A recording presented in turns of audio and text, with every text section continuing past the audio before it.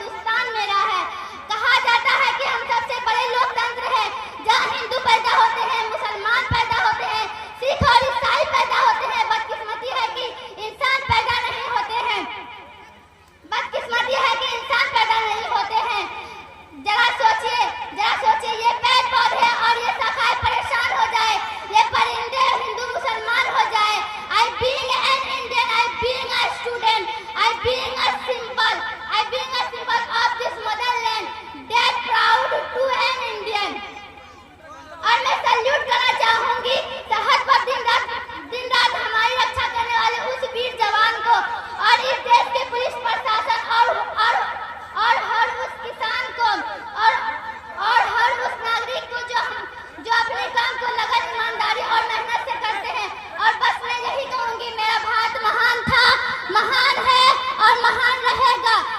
होगा हौसला दिल में